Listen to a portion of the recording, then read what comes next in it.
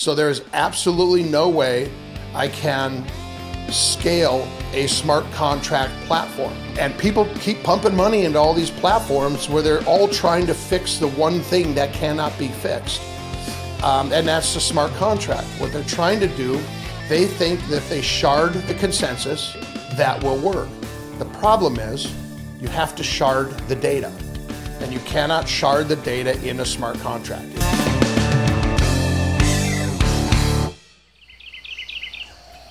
It's fun, it's wild, it's Dad's Gone Crypto!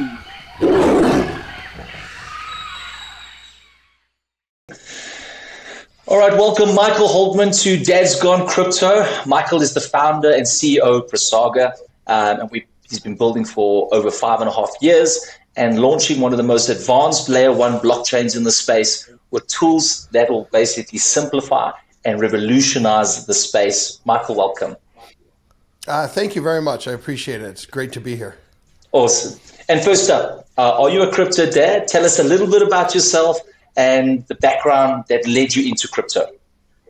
Yeah, absolutely. So yeah, first off, yes, I am a crypto dad. In fact, in November of last year, I brought my son, who got his degree in economics from Kenyon College in Ohio, and was working in TradeFi. He was at Equitable as doing a financial advisement over there. He's got his Series 7, which is a SEC broker license. He's got a Series 63 for insurance and such. And with all of the regulatory issues that we're having here in the U.S., so we don't do anything in the U.S. Nobody can participate in the pre-sales or anything like that. You have to go through KYC and all. We're just ensuring that if anything, at least we have all of the proper records kept, so that if SEC ever does call us, and Gensler, hopefully he's gone by the time they would get around to a small project like ours. And Hester's in his place. I mean, that's what we're shooting for, right? Hester Pierce, right. Purse being the chair, just to make sure all those are straight and such. So yeah, I am absolutely a crypto dad, and I brought my son into it from the traditional side. It's kind of reverse. It's usually the kids talking to parents into participating in crypto in some sort. Right. I will say right at the beginning, though, I don't own any crypto. I just don't get it. But every time I bought stock, it was at its all-time high. So I'm not one for financial advice or anything like that. Now, if you want to talk about systems and how things work and how data moves and such like that, then I can kind of come to the table on that one. But so I started my career. This is going on my 6th decade now in technology. 1978, I was 14 years old, and back then there was child slave labor was allowed. As long as you had a roof over your head and food on the table, you were working for your dad if he wanted you to, right? So I was pulling cable and installing phone systems then.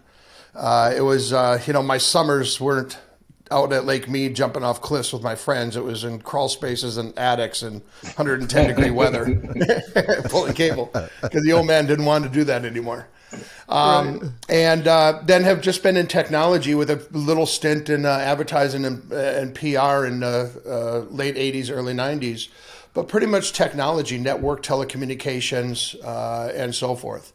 And the way that I got into crypto was actually, I had an organization, and I've still got it, that does Internet of Things and smart cities, and we're what's called a message bus.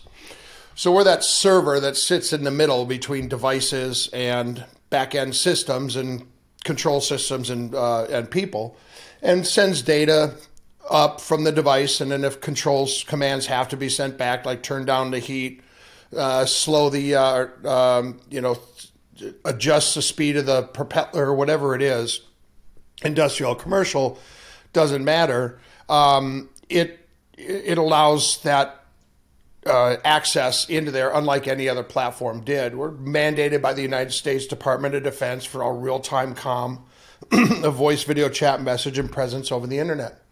Problem was, unfunded mandate. those don't work well in the DoD. If they don't have to spend the funds on it, even though it's mandated, but you don't fund the mandate, then they just don't. And second thing is myself and my co-founder, David Bieberman, working. He was at another organization. We were kind of working together within the standards bodies, whether it be, there's IEEE, IEC, ISO, which are pretty big international on the industrial side, and then also on the consumer side with UPnP, Universal Plug and Play, which has been around for a couple decades. It was actually started by Microsoft, right? Working within those industries, getting standards set for Internet of Things so that you can have a full, clean, interoperable platform globally. So it didn't matter what device you had, didn't matter who made that device. We're going to be able to take that data and move it up to a system. And regardless of what that system is or who made it or what data model or anything it is, we're going to be able to allow it to interpret or read that message that came from the device and then send commands back. And as we were working with some of the larger companies, GE, Microsoft, Apple, and such, we just saw the demise of IoT because of the greed of these large Web 2 companies, wanting to build walled gardens, wanting to be the ones that were making revenue off of your data without compensating you in any way for your data. So they're going to suck the information from your refrigerator, but not give you any compensation, even though you own the device and do it. So that was why we got into crypto in 2017. And that's the second part of the story. It was not to write a blockchain. That's the last thing we wanted to do. David Bieberman started also, he was 14, 1978, wrote his very first program ever. Something called WYSIWYG. He actually went to school with Dr. Wang from Wang Computer's daughter, and got the Wang OS, and over the summer learned it, and then got the Wang OS manual, learned it over the summer, and handed him back a cassette tape. This was before even the 5 1/4-inch floppies were invented. Sure. And he handed a cassette tape back, and there was something called WYSIWYG on there, which is what you see is what you get. So what you see on the computer screen is what you get on the paper. And that became the Wang word processor in every subsequent sense. Dave has also been involved fully. He's also a crypto dad.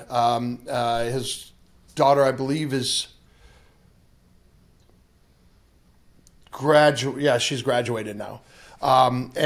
But he's been involved in, like, he was at National Institute for Science and Technology in the 80s, working on the internet group. He was a secretary in the group, worked with Vince Cerf and Bob Kuhn and TCP and IP and others.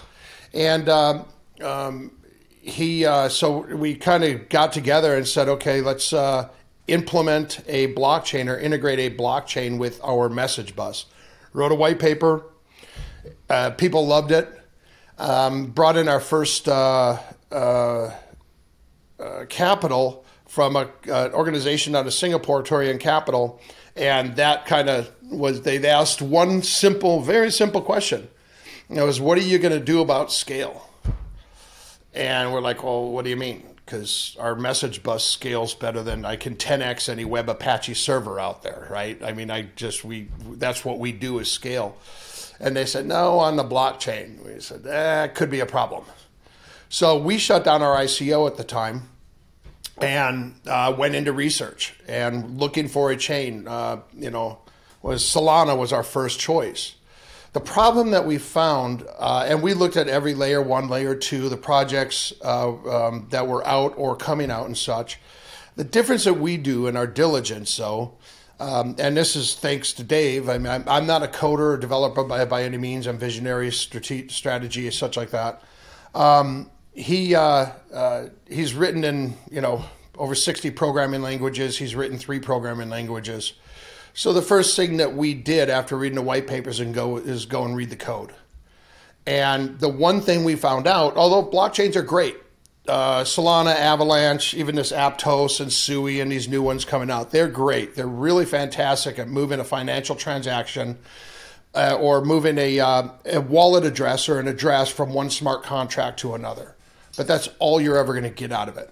And there's reasons for that. And it's actually computer law that for some reason, the kids these days just don't seem to remember that there was a whole industry and laws written before the World Wide Web came out, right? So we had to make a conscious choice after looking and saying, okay, all these do great, they do that, but they can't do what we need.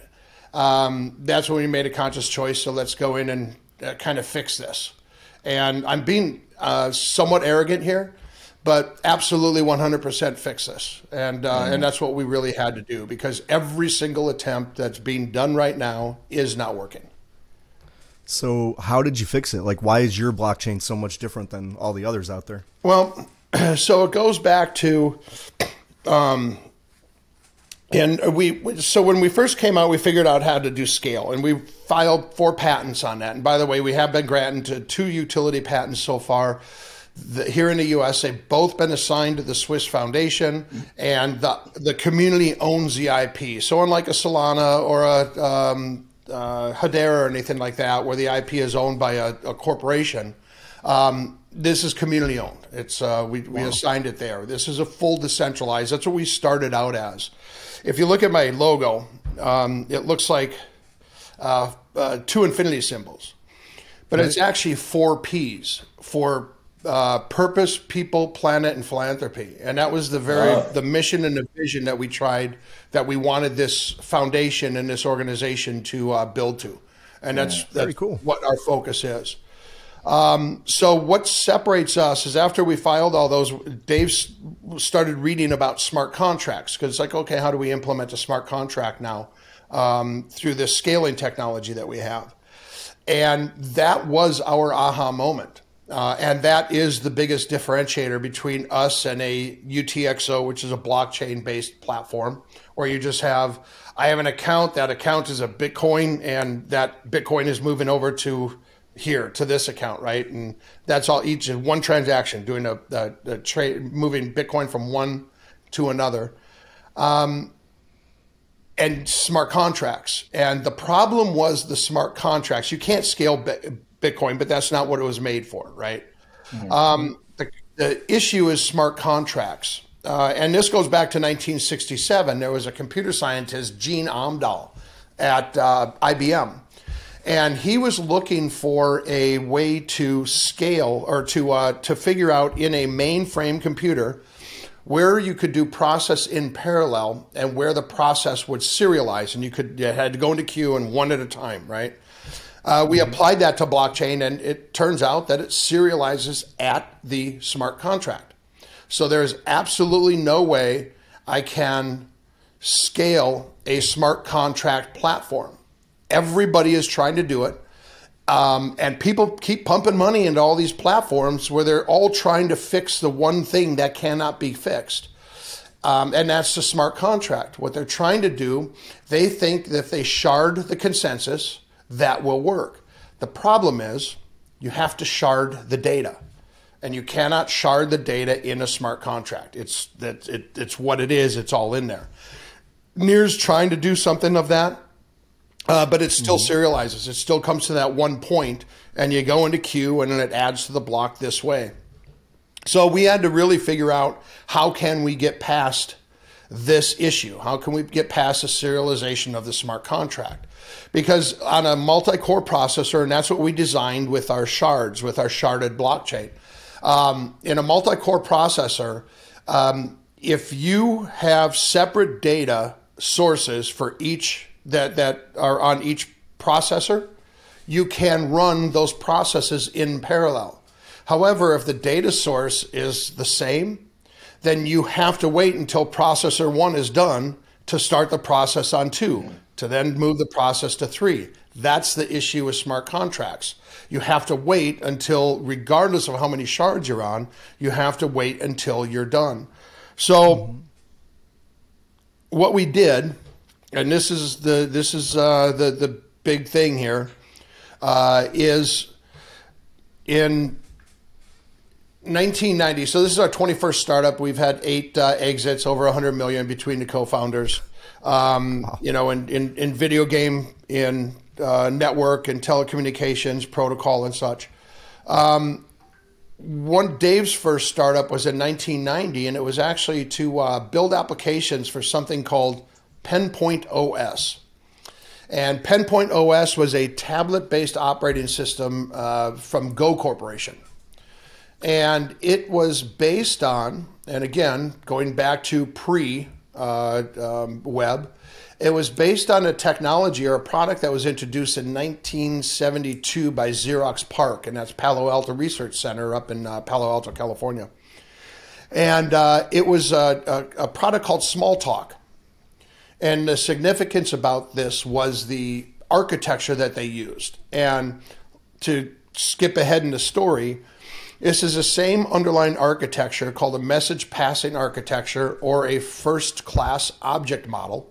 And it's the same underlying technology, although modified or derivative of for each instance, that is used for Windows, Mac OS X, Linux, iOS, Android, and any Windows-based operating system where you have multiple windows. So that's the way that, and we compare this all the time. Smart contracts are MS-DOS running on a single core processor. You can run one application at a time, and you can only run it on one processor because you're not sharding the data. What a message passing architecture, a first class object model allowed was the ability to do Windows. So the same way that Bill Gates, although he took out first class layer when he stole it from IBM and everything, but that's a whole show we can talk about. When he took that from IBM and built Windows, he took out what's known as the first class layer and just the sibling layer, the child layer that's in there. But it's basically the same thing. We have taken blockchain from MS-DOS to Windows so that you can run multiple processes at a time. So we've got a sharded blockchain that acts as a multi-core processor. And because of the fact that we shard the data, there is no smart contract. State sits in your account. Objects are reflective in your account. There's an object state database, all these things. But we shard the data. That allows us to now assign accounts to multiple shards. And at some point when the technology picks up, our limit is 65,000 shards that we can do. But the technology necessarily isn't there yet, especially on a data center floor. You just don't have the ability to do that large. We can assign then, have transactions, make sure that they're assigned to the shards that the accounts are on, so that we don't have as much cross shard or cross chain communication as necessary, because that's where the bottleneck is now, is the bandwidth. How much bandwidth, right. how many 1K packets am I trying to put through a 1 gig connection? It's a finite number, right? What is a 1 gig is a million K, I think, because it's 1,000 megs, right? And 1,000 megs, 1,000 megs. And so it's a million K. So how many, that's all you'll ever get. And that's really where it comes down to. So now you have to really manage the communication, the data going between shards and such like that. The other thing that we can do, and I'll end it after this, that smart contracts cannot, is composability. And we'll talk about this a little later. But you cannot, if you have smart contracts on two different shards that have to communicate with each other, it makes it a very difficult. Now imagine that you have 1,000 shards and you have 1,000 different smart contracts that you have to communicate with. It's just impossible. It cannot be done. And that is what's known in the world as the NP complete, or polynomial does not equal non-polynomial. It's a computer science problem that all of cryptography is based on.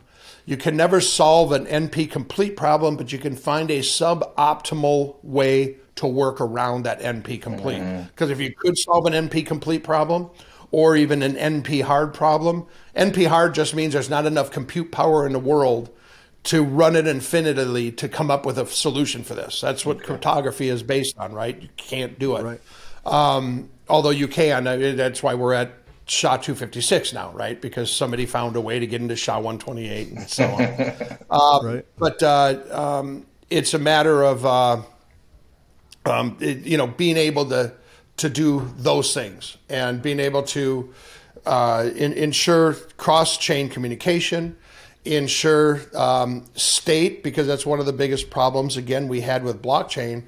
I don't possess anything. I may have rights to whatever asset is in that smart contract, but I don't necessarily own it until it comes off of the blockchain, because the state sits in that smart contract. In our world, the state is attached to your account. So we go from a smart contract-centric model to an account-centric model. And I'll end it there. Okay. So how is that secured then when you come off the smart contract model? Yeah, so on security, much better. And let me kind of go in. So in a smart contract, and the easiest way to talk about this is a class tree. So let's first of all define what a class tree is, so everybody kind of understands. And I'll try to be as high level as possible. When you write an application for a laptop or a device of any sort, right? And your application has a button in it. You don't have to ever actually write the code for that button, because on that device, but it is specifically on that device only, inside the OS, and that OS is that version of that OS, or that number is tied directly to that device. There's something known as the class tree. It's known as the Windows tree in the Windows environment. Well, in the Windows tree, there is a thing called a class button. So instead of writing the code in your application for class button, or for a button, you reference class button. And then you just say, mine is blue, it's round, and it does this when it's pushed. Every single application on that device that has a button in it references that same exact copy of code, just defines what it is by its yellow triangular and does this when it's pushed, whatever, right? So you can have 400 applications on your computer. They're all using the same exact instance of code. And they're not downloading the code, they're just instantiating. So when they need to do it, an instance comes in, and this is how it works on our blockchain. Let me skip back. One thing we've never been able to do is share those classes across computers. They're specific to that one device. Well, what the blockchain allowed us to do is now make this single instance global class tree. So now we have one instance of class button, although there's not a class button on the blockchain, but just say class part, right, for a supply chain, for instance. We have one instance of code, a single instance globally for class part. Every manufacturer in the world that needs to make a part, like windshield wipers or some compound in cosmetics or whatever else in the supply chain, will reference class part and define what their part is. Mine is a windshield wiper, right? And what happens, and this is where it comes in, when a transaction that comes into my account or that I create needs to execute, it's going to walk up that class tree that's on the blockchain, that's just in the blockchain. There is no SDK. The blockchain is the SDK in our world. It's going to walk up. It's going to find that class. It's going to make a quick copy of that instance of it in the account, execute the transaction, and then that class code, the executable code, goes away from your account. And it's just sitting up there on the blockchain waiting for you to use it again. Yeah. So when it comes to security, we've just eliminated or mitigated to the best degree that we can bugs and malicious code. Biggest problem with smart contracts is they don't do outbound calls ever, right? So if and the way that you never write a smart contract from scratch anymore. You copy a smart contract, paste into your editor, change it to what yours does, and then re-upload that. What you're doing basically is taking all of that code and you keep putting it back up on the blockchain, all of it in our world. And we consider that's like writing Microsoft Word every time you want to write a Word document. It doesn't make sense to us, right? So we're old. We look for shortcuts. So if you copy that and say 10,000 people or 10,000 projects copy that smart contract, if there's a bug in that original smart contract, those 10,000 copies of it are never going to know, and that bug is going to hit them. Right? Because if it's in there, it's in there. You just put all of the code back up. That means including the bug. And at some point, it's going to run through and get there. In our world, just like in Linux, let's look at the Linux Foundation.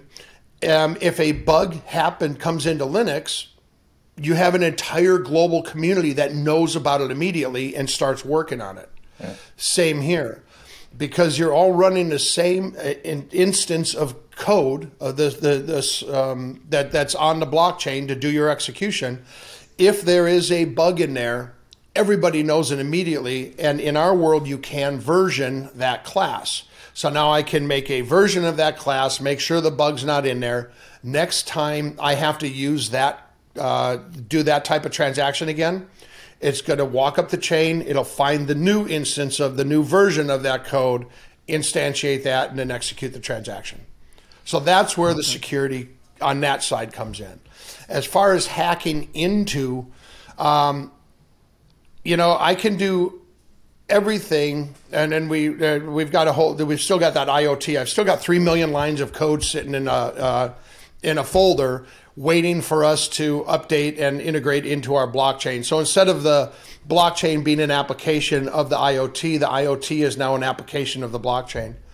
But to be able to, I can say that, yeah, this is the device that it came from. I can even go down to the point of saying, yes, because of biomeds and such like that, the person that is doing this, that's voting, like, for instance, this would be a great application. We can wipe out all these issues that we're having right now.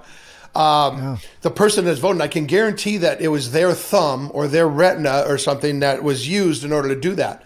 What I can't guarantee is the human element. Do they have a gun to their head to vote a certain way? Do they have or were they paid to vote a certain way or something, right? Right. But we can get to the point where, yes, we can verify that it actually is your device that this is being sent from and such. And you got 2FA and everything like that as well.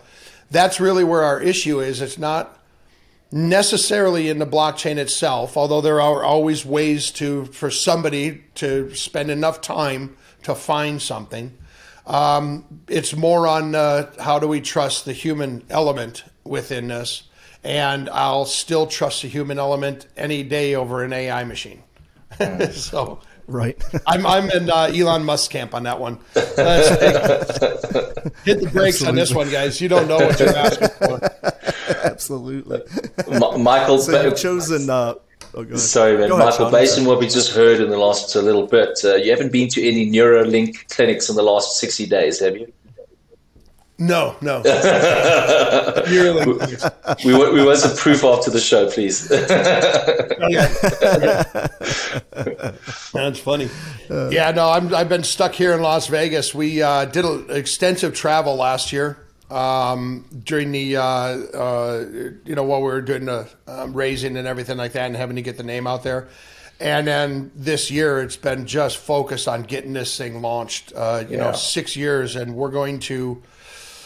I'd say 2-3 more days we'll have private testnet published, and people can download, run locally. It's not connected or anything yet, but the consensus is there. Our algorithm for account negotiation is there, and that's really the brains or the heart of the entire scaling solution. And it's a type of Monte Carlo system that we did in order to, how can we ensure that we're assigning transactions to shards to get the least amount of cross-chain communication. And so we've kind of been focused on getting this out, and then we'll have public testnet somewhere, I'd say end of May, beginning of June, somewhere in there, and we're planning on listing the coin finally in midsummer. So, wow, excellent. Okay. Yeah, excellent. So you chose to use Python as your base coding language. Can you tell us a little bit why and how you've modified it? Two things. So, first of all, Python it's an object-oriented programming language like Java, JavaScript, and Solidity, and others. But in Python, they have a first-class layer, just like a first-class object model. It's a first-class programming language, which means that there's a a dynamic layer of classes for Python. And however, the difference between Python and what we've done in Saga Python is you call, in Python, you call a library, you call a class, and it's basically a library, and it downloads that library locally to you, and then it's sitting on your machine and running. Why we chose Python is, first of all, because of that. It was a very easy language to modify so it would work well with a first-class object model. And the second reason we chose it is because 85% of the world's developers consider it their main language. Why the hell would I write something that I don't know? I read something yesterday. I don't know if this is true. There's like 1,000 Solidity developers. There's got to be more than that, right? I don't know. Whoever said that, it was in crypto Twitter, so I don't know how accurate it is or not. But right. I mean, even if you have 10,000, right, Solidity developers, that's not a lot of developers. And it's very expensive, right? And it's you got to learn the language and everything. Well, our modification of Python, the compiler's the same, syntax is the same.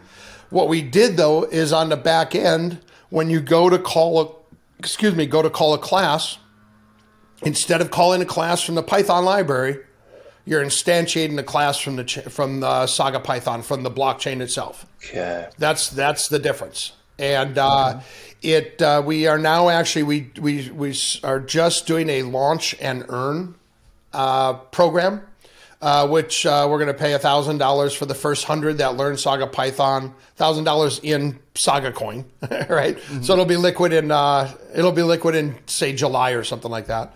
For the first, and then 101 through 200, like $500, and anything above $250 in Saga Coin to learn Saga Python. We've got about 173 devs, I think, now in our GitLab. We are using GitLab, not GitHub. You know, it's crazy. Mm-hmm. Microsoft now not only owns all the code because they bought GitHub, they also own the AI engine, right? So we're just, it's at least they never changed their tagline from "Don't be evil." So right. You always knew theirs, right?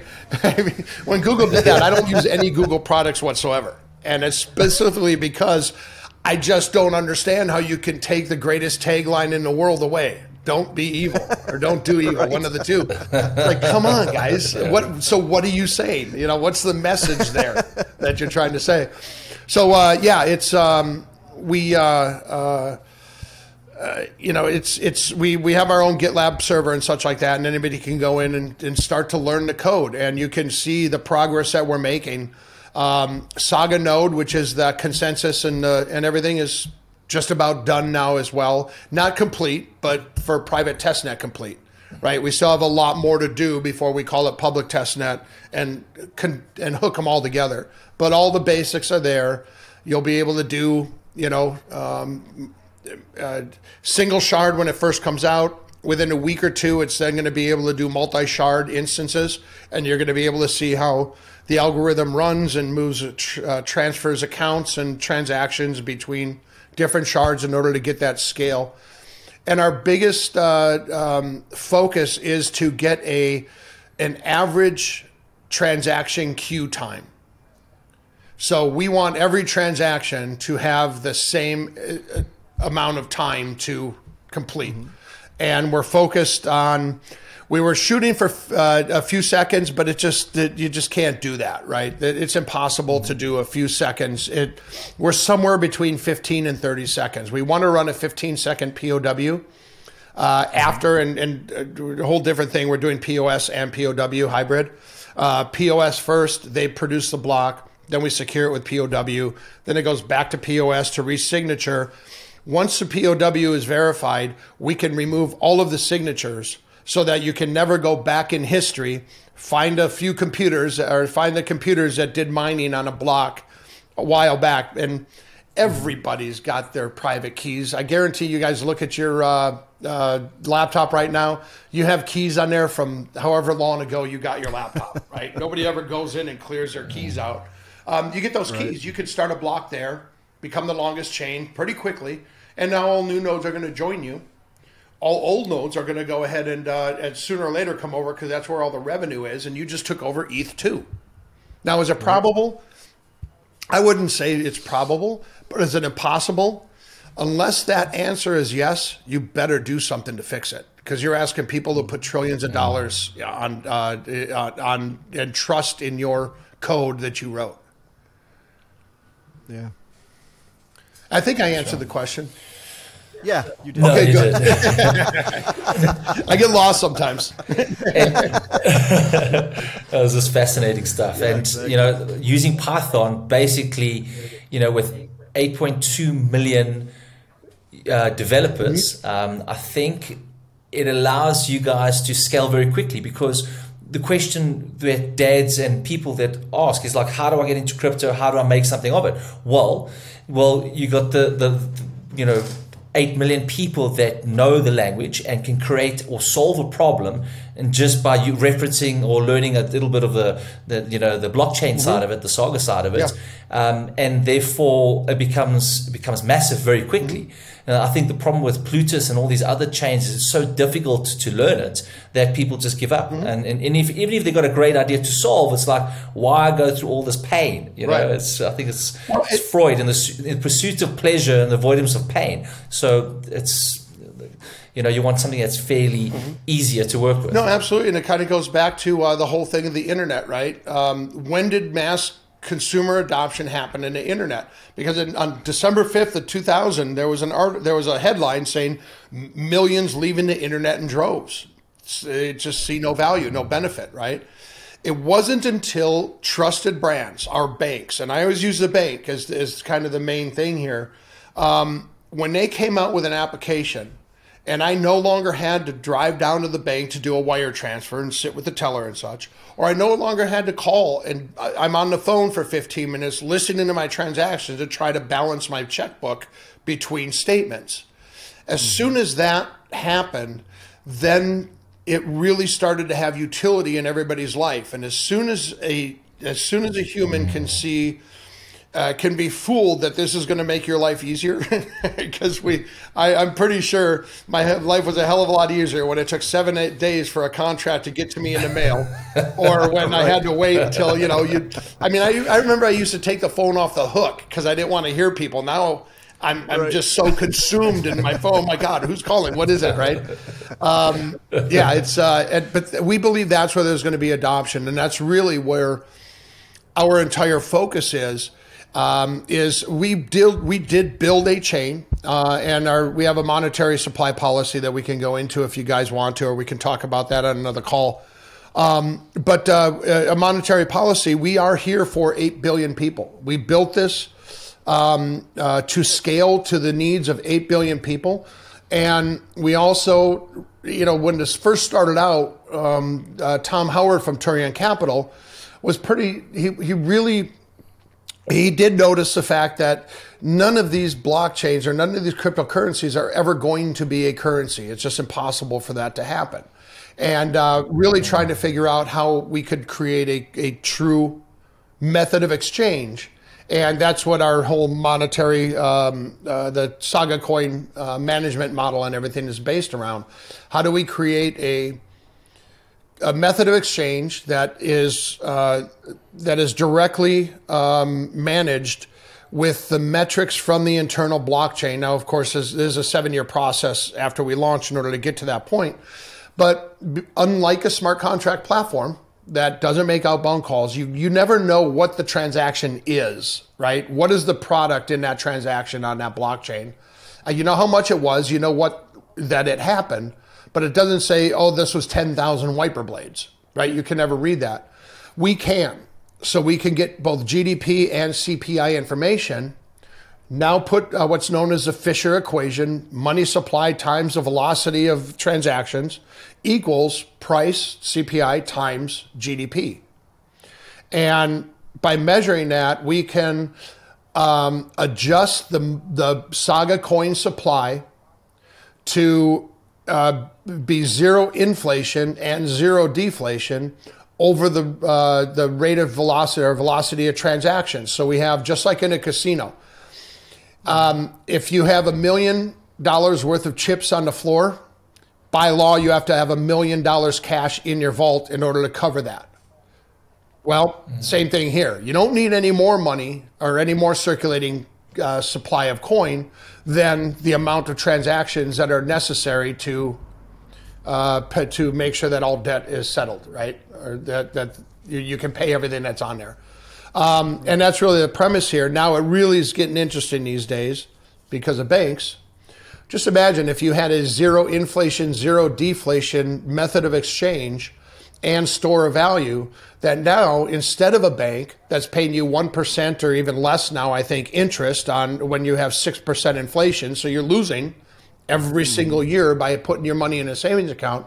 What if you had a way that there was no inflation, no deflation in the currency, it stabilized the purchase power of that, and then when you need to buy something with fiat, you go ahead and convert it over to a fiat currency of whatever choice, you've just gained on whatever that interest rate is. So if it's a 2% interest rate in the United States, Saga coin will appreciate by 2% over the dollar every year. Right now it would appreciate by 6% over the dollar every year. But we're not here to just be a savings account, right? I remember, if you guys, I'm sure you remember, they were paying 15% interest on savings accounts in the 70s here, right? Right. Not anymore. Here, at least you can, we're trying to establish a way that you can not worry about losing your money in terms of the value of it going down, where it's kept in this secure. Now, of course, lose your key, not your coin kind of thing, right? You definitely have to make sure that all that's there. An interesting thing that came up yesterday was somebody asked, what happens if somebody dies on these multi-sig accounts?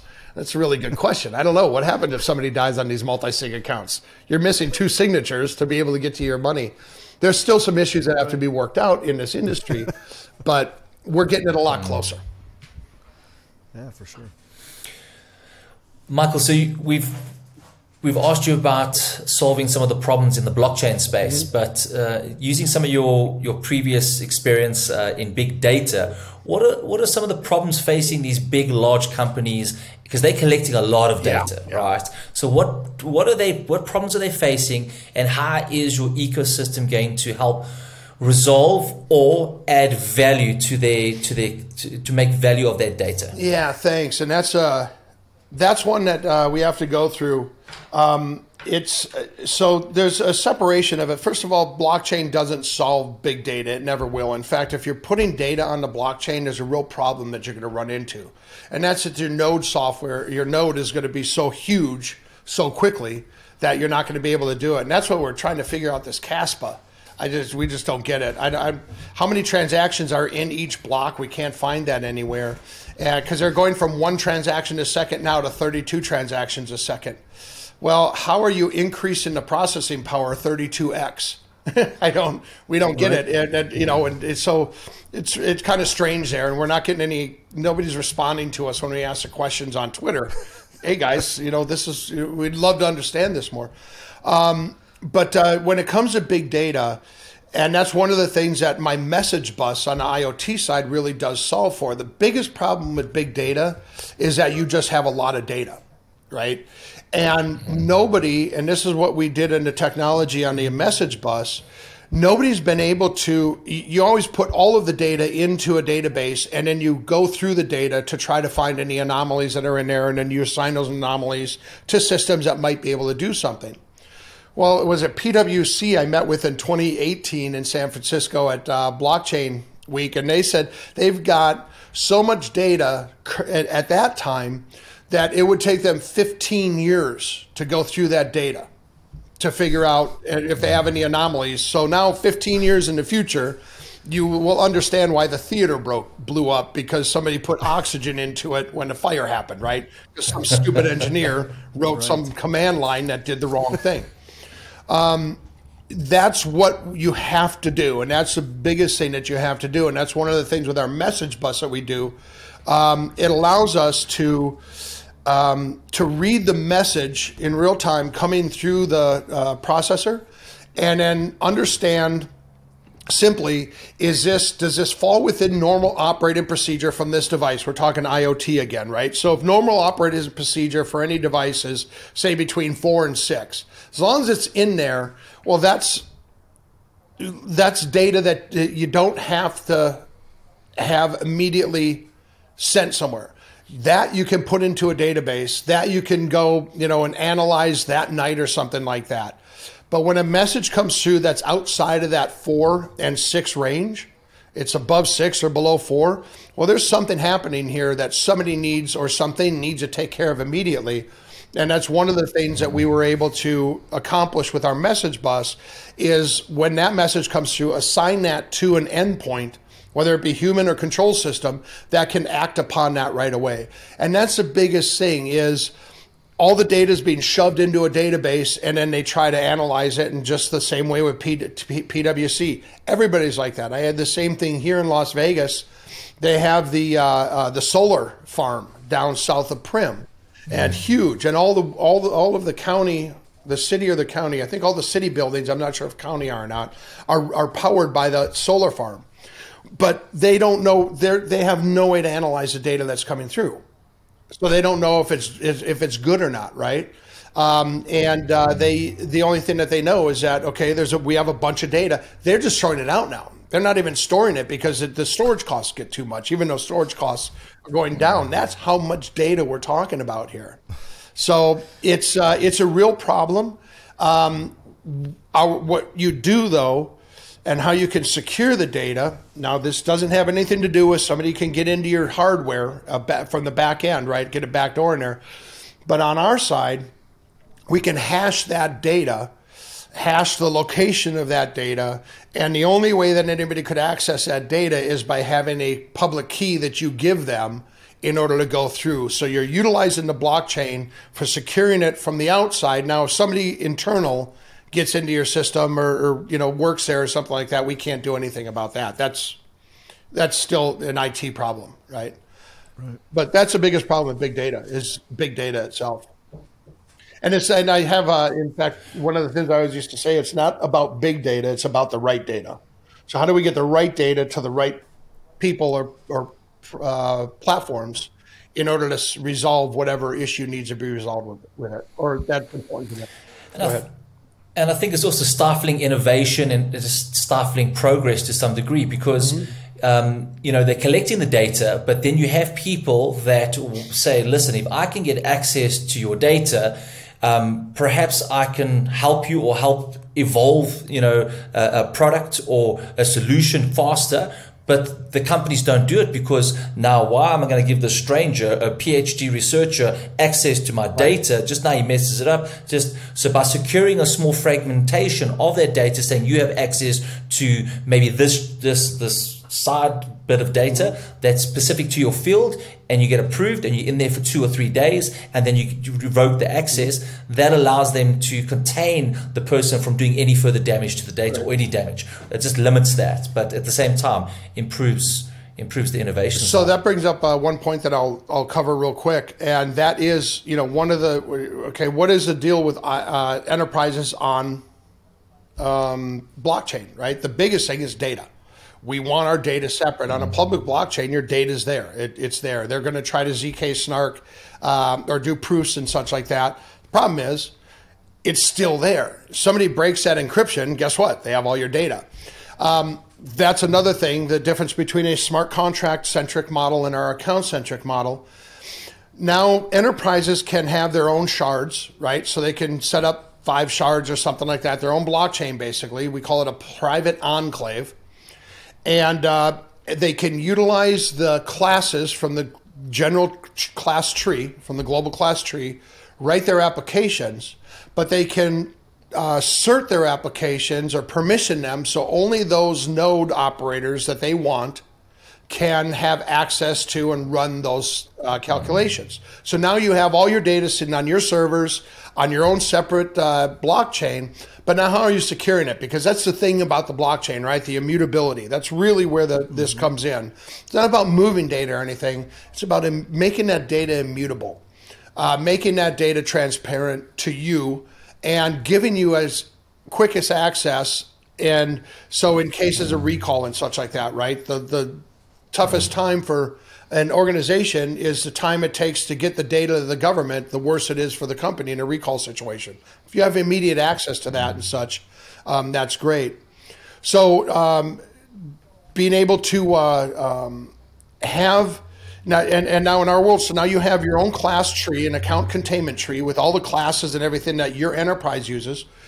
You can share the hash power from your nodes with the rest of the chain without sharing any of the data that stays on yours. So now you've contributed to the security of the overall public chain. You've gained from the security of the overall public chain because now you have the hash power of thousands of shards instead of just 4 or 5 or 2, whatever you have, without giving up any of your data or access to your data. And that's one of the, again, we're solving problems not to move a coin from one smart contract to another smart contract. We're solving problems that we have seen for the past 6 decades in industry that this technology, blockchain, can absolutely solve.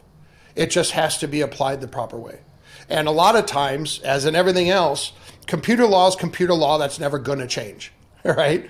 And so you have to embrace the history of the computer industry in order to move it forward, because there's things there that just only work one way. And if you try to get around that, it's just not going to work. So it was really important to us to, and we've written most of these things. I mean, we are directly responsible for Web 1 and Web 2. We wrote Dave was the first in the world to implement network address translation, NAT, which is that private addressing of, the 10 dot instead of 192 dot. He wrote PAT. In the 90s, he wrote the high performance IP stack while he was involved with the JV. He was part of the team that wrote it. That was chosen by Juniper and Foundry and Extreme and D-Link and others over Cisco's. We're directly responsible for writing the protocols, the underlying protocols for it. And that's always the funniest thing. Sometimes VCs are always asking, oh yeah, do you work? You don't have anybody that worked at Google or Facebook? No. But the reason there is a Google and Facebook is because of us. Don't you want the guys to underline the architecture to allow them to can do it? Drop the mic. No pun intended. So, brilliant. Michael, so tell me now, you guys are involved in the automotive industry, the healthcare industry, and a few other things as well. Give our audience just a simple version. Let's take the automotive industry, for example. Let's say there's a car, right? Tell us the entire process, just to dumb it down, because we've been talking a lot of crypto, a lot of blockchain, a lot of stuff. How does your whole system, how can it be accessible to the understanding of your system to the layman's person? So if you don't mind, the easiest way to do this is to share my screen. Sure. Is that possible? Let me go share if you got it turned on. Yep. Screen, this one, share. Okay. So what this is the demo, and it's up on YouTube and such. I'm just going to go, I'm not going to play it. I'm just going to go through it so you can see exactly what this is. Bosch Engineering and Business Systems put out a problem statement asking, first of all, can we ever do an auto supply chain on blockchain? Because up to this point, they cannot. They can do simple track and trace, and that's all smart contracts will ever be able to do. I can put a QR code on a part, and I can scan it every time it changes location so I know where it went and who had it. Track and trace, right? But they have no composability. They can't take an end unit and see every single part that's in there and all the information, all the metadata that goes with every one of those parts, because you don't have that composability between smart contracts. So in this case, they asked for 3 solutions here, and this was done. This is old code. This was we proved things out. We took our extensible blockchain object model, the Saga OS, put it onto Hyperledger Fabric, because before we have one big thing with us. We don't go out and tell the world we can do something until we have emphatical proof that yes, we can do this. So we always have to prove things out internally first, and then we can go and announce it. And that's what's here. So They wanted they wanted a reputation score for suppliers. So in case they didn't meet contractual, there was at least other manufacturers would know, and they could choose whether to use them or not. Their prices may be really cheap, but they're going to take forever to get there. And then from there, and let me close this out real quick. Hold on. I don't know if you can. Let me decline. Okay.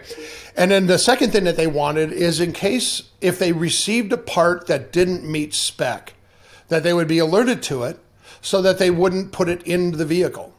And the third thing they wanted is full provenance. So there's this, the Holy Grail is kind of a digital thread. How can I see from a single end unit in one view every single thing that happened to that unit to get to the point that I'm selling it to this end user, right? And that's what we did here. So this right here, and this kind of goes down to what we call individual sovereignty. You'll kind of grasp on across any vertical how this works by looking at this. This right here is what we call the Ledger Object ID, LOID. On a computer, in a computer class tree, it's called an object ID. Any programmer that's ever written a device, an application for a device, knows what an object ID is. So that's a 256-bit string of alphanumeric characters that won't be repeated for billions of years. That is, you yourself will each have your own LOID. That's your account number. That's your identity on this blockchain. Every single asset has its own ledger object ID. Now, it could have come from it could be a fungible asset. So that means there's 10,000 of these globally that have this ID because there was 10,000 spark plugs in that production run. Or it's a single one. There's only one of these and it's not shared with anything else. And then, so that ledger object ID is assigned to there. So let's look through a scenario here. Say this is General Motors, right? And they're building these vehicles down here. They have standard and they have sport car model. They run out of spark plugs. Well, they're going to now, they look over at their suppliers and they see that they have 2 suppliers on here that have spark plugs. Now, point number 2, if we receive a part that didn't meet spec, we're alerted to it so we don't put it into the vehicle. Well, attached to this ledger object ID are the ledger object IDs to the certificates proving that the ceramics and the metal met the spec that was put out by the manufacturer. If those certs don't meet the spec that the manufacturer put out, you don't even see it as available in inventory. So it's not that you're going to have to be alerted to a part that you got that shouldn't go into the vehicle. You're not even going to have access to that. And this is where Hester Peirce from the SEC, we can publicly quote her. She calls us she referenced us as the TSA pre-check of the regulatory use of blockchain. So now you go in and you say, I want to order spark plugs because you're out. And there's 10,000 in this run. A screen's going to pop up and you're just going to put in this part. So you're ordering, I need 10,000 of these. I need to put them, I need them delivered to this address, whatever the data is that the supplier needs. And then now that ledger object ID and the reference to the 6,000 spark plugs that you just bought move under your account. So now you have actual possession. And once it's physical possession, then you sign off and then the transaction happens, right? Then it moves in, it goes into escrow for a second. But once it's there, then now you do have possession of this. These are mine, right? They're not sitting in a smart contract or anything. They're actually possession in my account. And then when you want to, so now you have these. Then there's 4,000 here. It automatically debits and credits on both sides and such like that. And now when they want to put 8 spark plugs in the standard model, they're just going to go ahead and they're going to move 8 spark plugs down into here. And now this car has this reference number as part of its account containment tree. So the VIN number is now a 256-bit string of alphanumeric. So that won't be repeated for billions of years. And every single part that's in there, every certificate proving that that part, because it's part of that LOID, is transferred down there. And now I know in each individual vehicle here, out of the 371 vehicles, I have a separate ID for each one, just like your VIN, but I also have a complete history of every supplier and manufacturer that touched it, because their ledger object ID is part of that car information. Every part that's in there, every certificate proving that part met spec in order to be in there. And now I'll move 100 cars over to dealer A. And when dealer A sells those cars, they're going to take one of those vehicles out of the 42 they have here. They're going to move it into your account. And now you have on the blockchain title to this vehicle, and you have the ability to click on and do a search of every single part, everything. And where they're seen again, where I referenced recalls before. Now a manufacturer, because you have full ancestry and full inheritance, you know when it switches from one owner to another owner automatically, because it moved on the blockchain, right? From one account to another account. You have full ancestry and full inheritance of that part. So for recalls, if there's ever a recall, first of all, it's not wrong parts that are being put in there, unless, of course, the certificate authority lied for some reason, right? Again, we can't do anything with the human element, right? We can't change human nature. Some people are going to try to game the system, right? That's what there is. But as long as they're all authentic, certs to those parts, then you're looking at a 1 in a million failure now, right? Because it's not an entire production run that failed. And we know, as everything, there's a 1 in a million of parts or products is always going to be bad, right? Regardless of how long it went. There's issues on production lines that happen every once in a while. And so when recall comes, now they have immediate access in order to give all the data to the government. And when warranties happen, immediately it's automatic. Okay, this part, because it's only original owner, that part is no longer under warranty, but these parts are, or whatever. So it really automates everything, and that's the difference between us and a smart contract platform. You cannot do anything like this with a smart contract platform. You can show a nice GUI, but that's all going to be Web 2 stuff like DLT Labs does they do the Walmart supply chain. They're using Hyperledger Fabric, but I don't even know why they're using the blockchain. It's weird because it's all Web 2 systems, and then they're just hashing that the transaction happened, I guess, with Hyperledger Fabric. Here, everything is sitting there in a blockchain. And when they have to go in and they do another production run on these spark plugs because they ran out, a window pops up from class part. You just call class part. A window pops up and you say what this part is, spark plugs. What's the SKU? What certs are you attaching to this? What's the cost and how many units are there? Or whatever data that they need to have entered into there. And they click submit. That part is now created. It's put onto the blockchain and it's available in inventory to any manufacturer that has spec that part meets with. Now just imagine that. And this is one of the projects we're looking for somebody to build. We'd like it built. If we have to do it, we will once we're done with all this other stuff. But is a multi-sided, decentralized multi-sided marketplace. Imagine an eBay on a blockchain where I want to sell my car now. So I'm going to go ahead and do class sell. I don't know if that's what it'll be called, but let's just say that. Class sell. I say the object that I want to sell, my assets, this car, all the information is going to be there. Sure. It's going to first check to see if you have the rights to sell this, right? The blockchain. If you don't have the rights to sell this, you can't do class sell until you gain all the everything you need in order to be in compliance in order to sell that type of a asset within any country globally. And then that class sell just goes right up into a decentralized multi-sided marketplace that's globally available to anyone that has the proper certs or compliance requirements to be able to purchase that type of an asset. So you can protect against with startups, with accredited investors, unaccredited investors, all of those things. The really cool thing is it's done anonymously.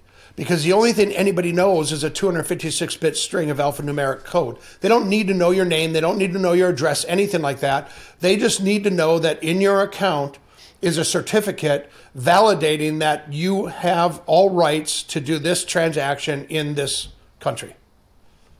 Wow. And that's just what this does. And that's another thing where contracts can't necessarily do, right? You don't have that ability to look up in your account containment tree and see everything. Right. Geez, I must say also from the criminality point of view, cars that are like stolen and broken down into parts, it easily identify, obviously, but they shade off the numbers and stuff, but then obviously you can still see it as a stolen item. Then there's no way for them to transfer it on the blockchain. Right. Correct. So it becomes a gray model, which we devalued. I think this also can play an important role for like your luxury car brands, your Porsches. Watching something on YouTube about this guy that bought a GT3 in America, and they've also got not something similar to this, but just the track record, who owned it, was the car in an accident, very simple stuff, right? But now he's busy shipping parts and he can't get from Porsche, he has to get from another country. So imagine that as I want to buy that GT3, once he fixed it, I want to know, are those parts genuine? Is it, are the disc brakes the right disc brakes? Am I going to have an accident and it's going to be certified? Then of course the insurance companies will say, well, we validate that this car has been bought, all the parts are authentic, therefore your premiums come down. It's mind-blowing. Oh, no, I was at there was a supply chain conference here. Which one was it? I can't remember the name. There's a few that have been, that's why I live in Vegas, because all the conferences come here. It cut down my travel budget immensely, right? Everybody comes here to visit me at least once a year, so I can go down to these conferences. And let's have a show in Vegas. Yeah. That's right. And but JD Power was one of them that we were talking to, right? And for them they just saw absolute advantage in having this, because now they can track the entire history when they go to estimate what the value of that vehicle is. They have real-time data and they see everything tracked in there, right? So it really does allow a much better understanding in valuing things out, for sure, on that sense. But just imagine, now apply this to anything. Right? Apply this to phase 1, phase 2 pharmaceuticals. Apply this to regulated medical devices. Apply this to stock. I'm not saying that there's no way that we're ever going to reach a point where you can do high frequency trading on a blockchain. And anybody tells you that they can, run away from them. Because right now, the only way to do high frequency trading is to have servers sitting in the closet on the actual trading floor. We're talking nanoseconds that you have to have in latency in order to do that. Never happen on a blockchain. It just can't. Right. Even if you had the server sitting on there, you've just passed the nanoseconds if you're going to have more than one node validate. Right. But what's the sense of it? I don't understand it, but yeah. So, but anything else outside of there, we can this system, this ecosystem, with this operating system implemented, and the scale that we have, and the way that we solve for scale and such like that. This truly is what we set out to build, the underlying foundation for all global transactions, financial or other, with a method of exchange that allows all 8 billion people in the world to compete on an equitable, interoperable global economy with a global method of exchange. That's absolutely amazing. So how is Saga Coin playing a role in all this? Where does the coin, the token, fit in? Yeah, so, well, first of all, you have to have Saga Coin to pay the transaction fee. We are under FINMA law. We are a Swiss foundation. Under FINMA law, we are, our legal opinion, we are a payment token and a utility token. We are not a security. Because of the fact that there's utility to it, you pay the gas fee in order to utilize the blockchain itself, or the Saga chain. Mm-hmm. And it also is a payment token. Now, we understand it's going to take a little while for enterprises to trust. I mean, that's the biggest thing you have to do, right? And that's all fiats are. You trust the government's going to back this. Well, we're finding out that That's not really a good thing. They're not really backing, well, up to 250,000, but anything above. Right.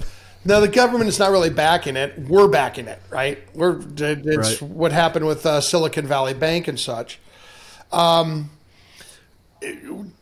have to trust that the value is going to hold. And once the enterprises do see that if they sell a product today and accept Saga Coin for that product, that it holds the value tomorrow. And that's really what our focus is when they go to purchase something.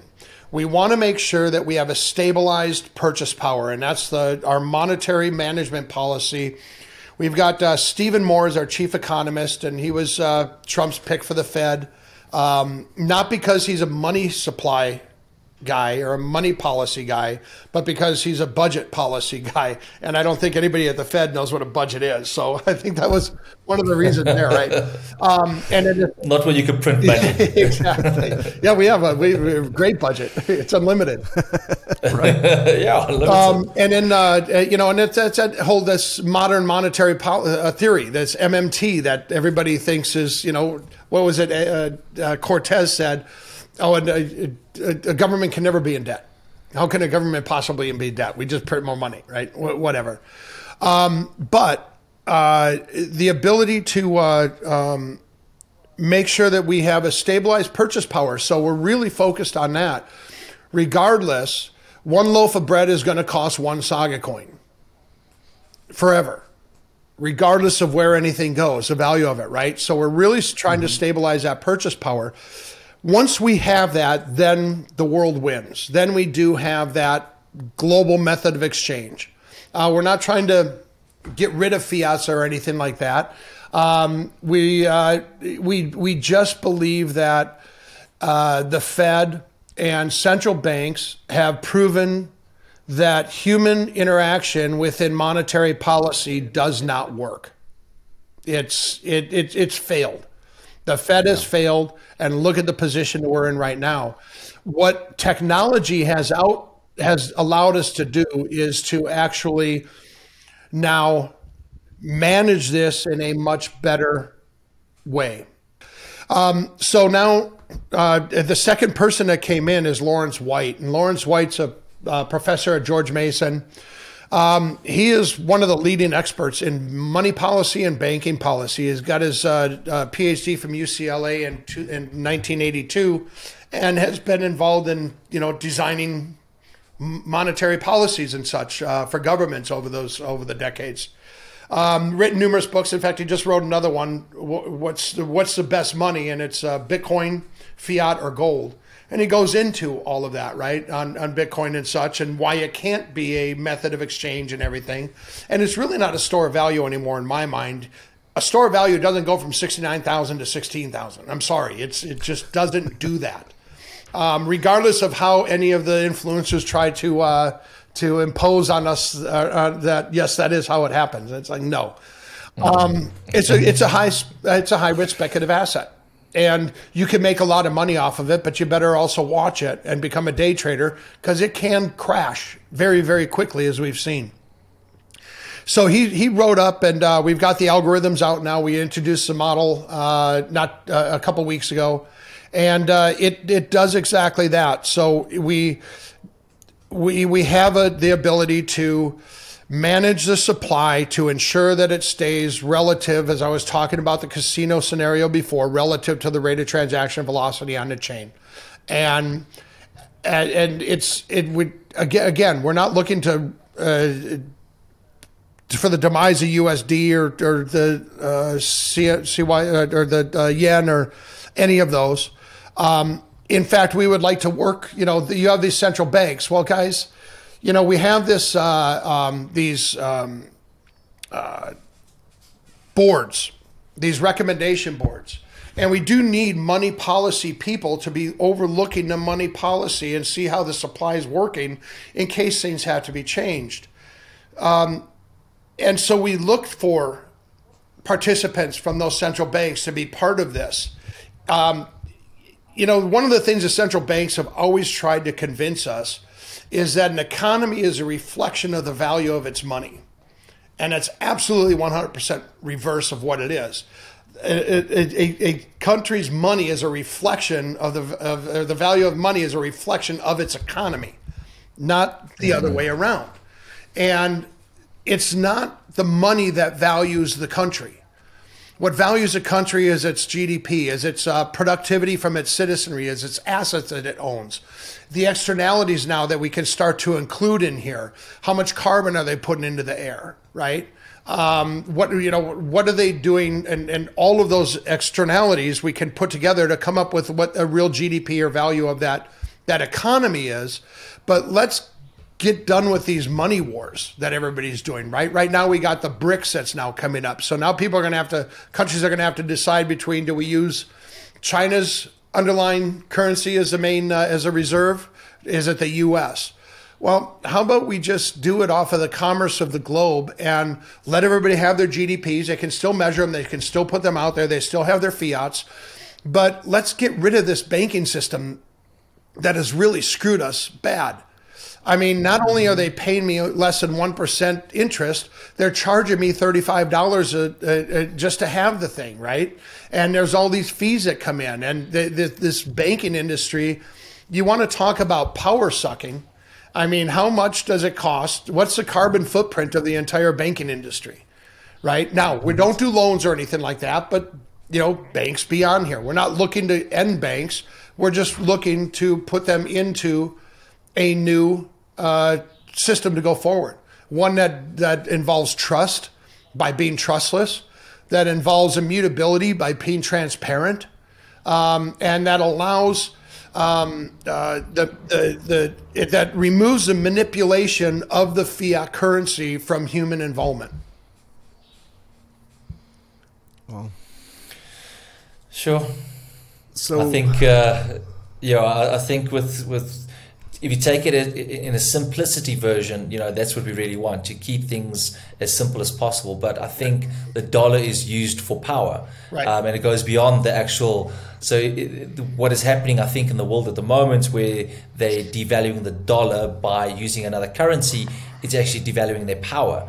So something's going to happen. That's the take. So maybe there's an opportunity for a change in the space. It's not going to happen now. There's too much of us old geezers in government, right? And our leaders. But the kids these days, even with all their faults that they have, right? Just like we all had when we were kids. I was the smartest human alive when I was. Now I realize, my main position here as CEO, my main thing is I have to realize that I don't know everything. And to find those people that can assist. And I've been able to put together an incredible team over here, all very experienced in these things. My son and our head of legal, Mary, are the youngest people in here. They're in their 20s, right? And we are looking for more involvement with the kids and such. We would really like them more involved, because that's a message and we also have to put out there. This isn't for us. I'm looking at I've got 20, 25, maybe 30 years left. I'm looking at I'm not here much longer, but I want to make sure that there's something left behind that's going to hopefully make a better future for all of these kids that are trying to find, how do you fix everything we screwed up? Well, here's our way. It's open source. I say it's right now it's available source. We don't have the DAO set up yet because there's no way to vote. But as soon as the DAO, then they'll choose whether or not people can fork the code. Right? It's up to them. I say no. Just let's all work as a community together and make this something, right? Nobody owns it, guys. We're giving it all to you, but we'll see. We'll see what they vote on once that happens. But for right now, the code is open. You can see it. You just can't fork it and go off and do your own thing with it yet. And I don't know if you'll ever be able to. Right. So with that in mind, where do you see the future of PraSaga? Everything that I've said is 20 to 30 years off. Like I said, the leadership has to change. They have to be more accepting into that. Right now, I see the PraSaga coming in and starting to fix issues that have been prevalent in industry for years, for decades, and solve the problems that they're trying to get around. I see the future of PraSaga as being, we're definitely going to be one of the top chains out there because of the utility that we're bringing, that no other chain can bring. Right now, the problem is that this industry has trapped itself in a total addressable market of 4% of the world population. 96% of the world population could give a crap about NFTs, DeFi, and trading. They care about milk. They care about tuition. They care about clothes. They care about rent, right? They don't have the luxury of being young and being able to have, make mistakes financially and still have time in order to rebound from that and such. So we're here to address that other 96% of the world. It's also the other thing that I don't appreciate here, and another proof that we've trapped ourselves in this 4% TAM is we're now bastardizing other chains in order to get projects onto us. What was it? Polygon paid $3 million to Utes or whatever to come from Solana to over to them. I have projects that are coming to me and going, do you have any grants? We're over on Cardano and it's not working for us. We really want to be on you, but do you have a grant? I go, sure. I got a ton of Saga coin. It's not liquid yet. Right, but I'm not, we have to bring in new participants into this industry if we're going to see it grow. And it's not going to grow by just moving money from one chain to another chain. Absolutely. So where I see us is in that position, being able to fill that void, or being able to be that bridge for the other 96% of the world's population to participate in blockchain. We're trying to give them a way that it's not a speculative asset that you're going to do. Although there is appreciation and such. You can read our model. You'll see how we do look at appreciating because the economy is going to grow. So that means the value of the coin is going to grow that on the underneath because the economy itself is appreciating. The more demand there is, the more value there is. It's not a speculative asset though that we're just going out there and this is 10,000x, right? If you're looking for 10,000x or 1,000x, don't look here. We're not going to do that in 2 weeks. There's appreciation over I think it's 30 quarters total. That we have worked into the model, and you can see all the calculations and such there. And then at that point, we, just go to that stabilized purchase power, so we can satisfy those early participants so that they do see value increase. But again, it's not increasing just because of speculation. It's increasing because the economy itself and the demand for the token is being driven more and more by enterprise rather than the demand being driven by, FOMO and I've got to get in here. Yeah. Right. So how are people, you said mainnet, you're thinking sometime in July. Is that the next opportunity for people to actually buy the coin, or? So we have a private round going on right now. Okay. And the private round is basically we're looking for validators during testnet. We're going to allow 1,000 nodes in testnet because it's a manageable number, but we can still get a global footprint. Yeah. I love computer scientists, but they just don't have network. They're not network engineers necessarily all the time, right? So they go and simulate, I'm going to simulate a global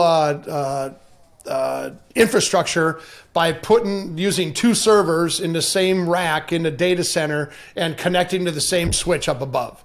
Right, we need a large global footprint so we can see what happens with bandwidth anomalies that happen in different countries and different regions and such. How do we bring change?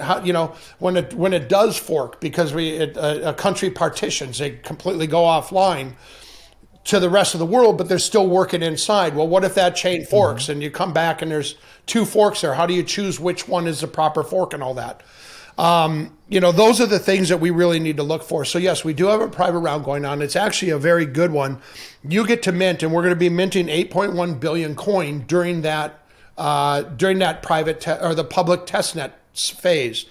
That's because we have different some of the accounts or projects that are building on us now, and some of them that they're engaged in that we'll be announcing over the next month and so on, need that type of circulating supply so that they can run their supply chains or whatever, right? There's a lot of transactions. You're looking at $15 trillion a year in transactions in global supply chain, which is a really good base for a nonprofit that has no revenue except for a fee on the transaction fee, right? So we better have high velocity if we want to run a global operations philanthropic fund and have enough coin in order to burn if needed, in order to adjust the supply at any given moment. Anybody can reach out. Again, my son Jacob he's got a Series 7 and 63. He's director of token relations. Info at dgblabs.io, and DGB Labs is our Estonian labs organization where we're running doing all that with. So. And then it's all granted over the foundation. Great. We'll put that down in the description so people can get a hold of you. Yeah, really appreciate that. Fantastic. Yeah. Michael, a very important question we like to ask our guests is, people/dads/moms, how do they get into crypto? What advice would you give them to get into the space, to start as early as today? So again, back to my thing. Don't ever listen to me. When it comes Come on, Dad. I want to be rich, Dad. Win Lambo, Dad. Exactly. That's exactly what it is. I do believe that a percent of your portfolio could be in here, but what is your high risk percent in your portfolio as you gain in age? The high risk part of your portfolio shrinks, and you're basically in derivatives. I mean, not derivatives, but in you're looking for gosh darn it, what are they called? You're looking for liquidity. When you get paid every quarter because the shares went up. What is it? Dividends. Yeah, dividends. Yeah, dividends. Sorry, I don't know where that was. Pension. You're looking for pension money. Exactly. My grandma always told me utilities. Right. Go in there. They're safe. It is a very interesting area. There's some very good potential gains out there for you. I don't know, the influencer is the hardest piece for me, right? I mean, I don't know who to say to go and talk to or to go and listen to. Because you just don't know what their background is. I mean, the gentleman, a lot of these blockchain or crypto experts, they worked for 2 years in the back room of analyzing data for Goldman Sachs on Wall Street, and they're some big trading expert when they come into crypto, right? It's all just a guessing game. It's no different than going down to the track. Now you can track things, and I see all these beautiful charts with all kinds of lines going everywhere that make no sense to me whatsoever. Oh, this happened in the past, so it's going to happen. I guess there is historical reference, but in such a young industry, it's not. I do believe that it should be part of your portfolio. I do believe that you start out with like a Bitcoin or Ethereum, some of the more established ones, right, that do have the largers. And then find some out there that if you believe in the project and you believe in the team, but do me a favor, talk to an engineer. That is the biggest thing that I can put out there. Find a network engineer that understands how the internet works, understands how data works, understands how computer processors work. Because regardless of what everybody thinks, this is a very technically complex ecosystem. And you better know that. And then you can make the decision on where you want to go, because sustainability But then again, you're caught in the VHS Betamax. The greatest technology in the world is the one that loses, right? Because the marketing for the other one was so much better. Right. Yeah. And that's what happened with VHS and Betamax. We're doing everything we can to mitigate that, and that's by going out and bringing on projects and such. We're taking a reverse here. We're not, launching and then going out and getting projects and everything. And we don't have any tier 1 VCs in our portfolio at this time. We've got 45 different funds that have participated in here. But we don't. A lot of people, I'd say about 30% of the funds that we talk to say, yeah, no interest. I don't see a way to do 1,000x in 30 days, right? How am I going to make money? Well, guys, I thought the ethos of this was not, I'm going to make money. And, purpose, that first P that we have, I always say you can't change the world if your only interest is in changing your life. We all have to have some underlying reason to be here, and we all should be leaving a legacy other than my Lambo. Right. And I would never have a Lambo, by the way, especially at my age. Getting out of that thing. Same here. I don't think I could fit in one.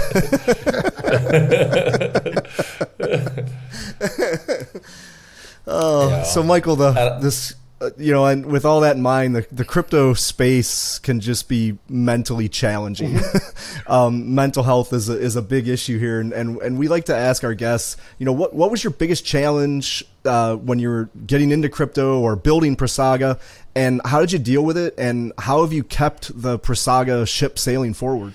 Yeah, so biggest challenge is trying to describe an incredibly complex system without describing a very technically complex system, right?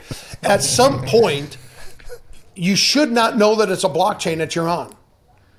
Right. You don't care. It's a black box with a string between it, right? That's it. It's like the old phone systems. When you're selling phone systems, it's just all I want to know is, this thing works, right? That's the biggest thing, is trying to getting that messaging down. It's a complete paradigm shift. We're 180 degrees from what anybody else in blockchain is doing. It's to keep your sanity. Well, I'm old, so it's just, I've been through this numerous times. I've been through, I've had 4 startups myself.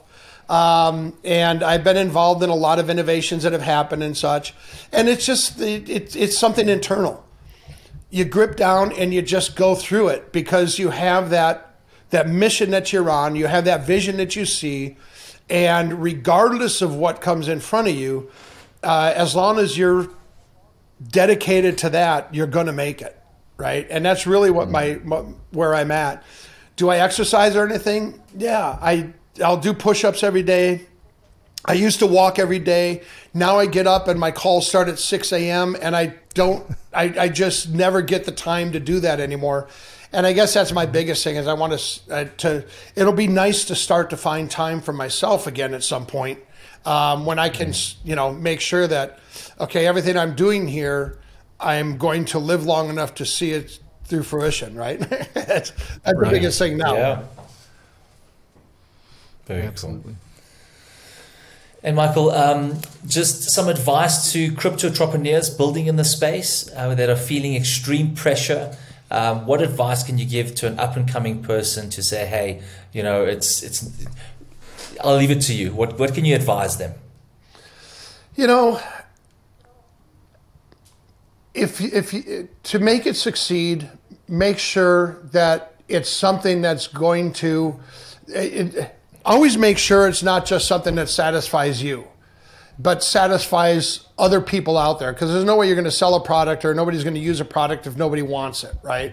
So you might have a great idea, but before you come out and say anything about it, do us a favor. Don't just put a white paper out and throw this at a lot of people that don't know. Go out and make sure there's a market for this. Make sure that it's not going to be considered a rug pull or something because you put something together that didn't have any value to anybody out there except for, oh, here's another coin to put out. I think we have over 10,000 coins or tokens now out there, right? Yeah. For what, right?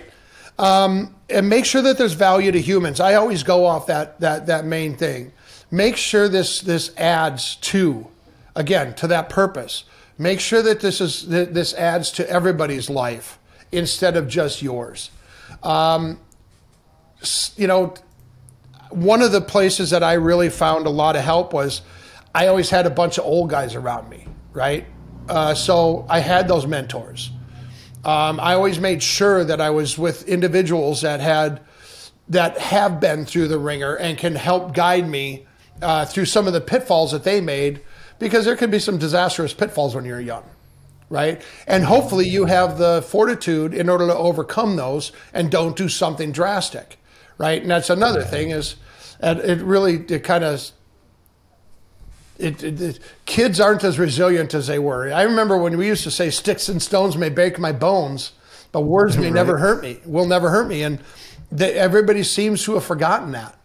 We used to throw comments back and forth on the playground in elementary school, and that was your response. Yeah, so what? Right? Yeah. Nowadays, they go off and they have to have their own little crying room in order to go in. And therapist. Yeah, exactly. Just get over that, guys. This is life. And right. The other thing is travel. Get out, because what I've saw the past few years here in the United States, and the fact that we have so many young people stating that they're oppressed because their parents took their iPhone away or something is just unbelievable. Right. Everybody's, this whole thing about United States is inherently racist and such. Go to other countries. Right. Go into Southeast Asia. Go into the Middle East. Go into even Europe and such, right? You want to see oppression, go to communist countries.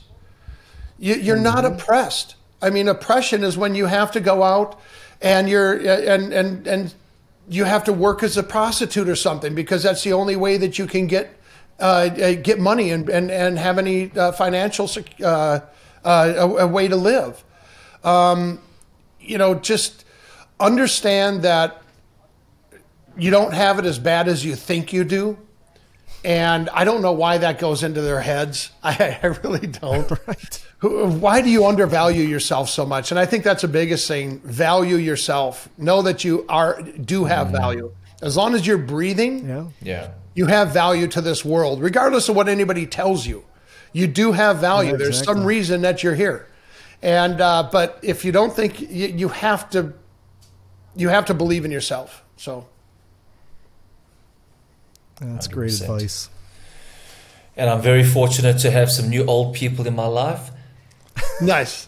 You see my little heart there, right? Thanks, buddy. Yeah, he calls me the old guy. There you go. Exactly. Whenever I need some wisdom or calming, I consult the oracle. Yeah, right. Oh, that's great. I'm the one always complaining about these just soft teasing kids. Ryan. Go back to your therapist. Right. Yeah. Just don't. A lot of other cultures do have that. They actually have respect for their elders, right? Right. That's one thing we've lost here in the U.S. Yeah, somehow it does seem that we've lost that here. Yeah. So as soon as they see the gray hair, they can instantly lose. You instantly lose credibility. Right. So, thank goodness I don't have hair. That's right. I can't see your grays for me. All right, cool, guys. So this is the time of the show that we've got Dad's Got Jokes. All right, so how this is, so we basically each tell a joke. We are going to put Ryan on the spot first, then Michael, then myself. The objective is to try not laugh. If it is hilarious, then you basically have to have a beer later on. So I know it's early morning for you, Michael, so you'll have to down a beer if you lose the battle. And or a 6-pack, when you're older, who has one beer anyways. All right, so cool. I'm first, huh? You are first. I'll tell you when to go. And a 1, 2, 3, go for it. Me on the joke? Okay. Let me see. Let me dig one up here. Okay, why do seagulls fly over the ocean? Why? Because if they flew over the bay, we'd call them bagels.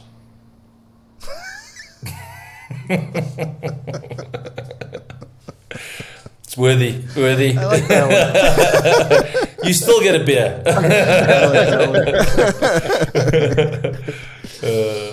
All right. Well, Okay, Ryan, you are up. Last night, my wife asked me if I had seen the dog bowl. I said I didn't know he did. Nice. I like that. Jeez. All right, let's see rough what one. big All winner right, you all got right. there, Sean. Here we go.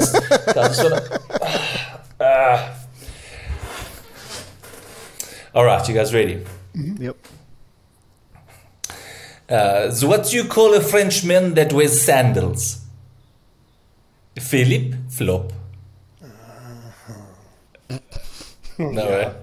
No, not in my accent. Not all French. Oui, oui. Oh, man. Oui, oui, omelette du fromage. No, That might be a worse French accent. South African French? No, nothing. I don't know about that. We just call it lag on the internet. Let's blame the internet. Can we blame Michael for the internet? Yeah, sure.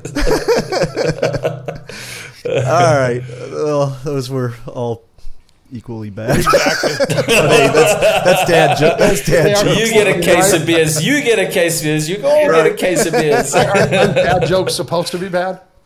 Exactly. Yeah. That's the idea, But right? not that bad. Our kids are embarrassed. We've done well.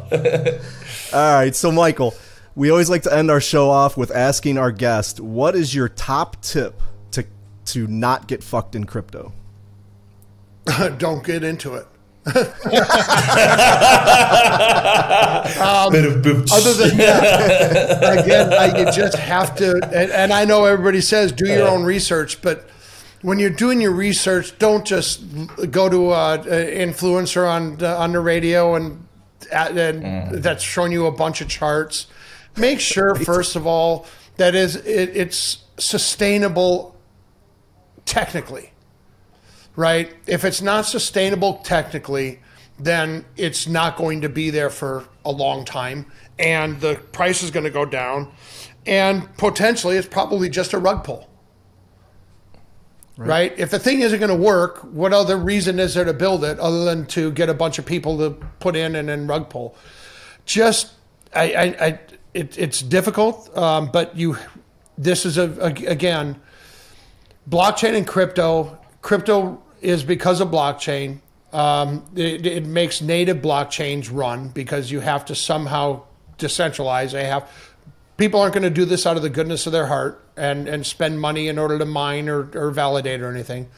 But just always make sure that the project you're going into is a project that has potential for long term. There's never a guarantee that it's going to. I mean, if you look at it,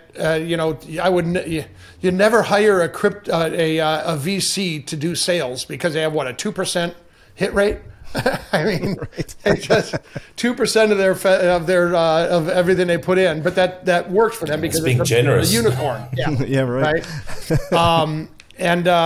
The only advice is just really make sure that you have risking only what you can risk.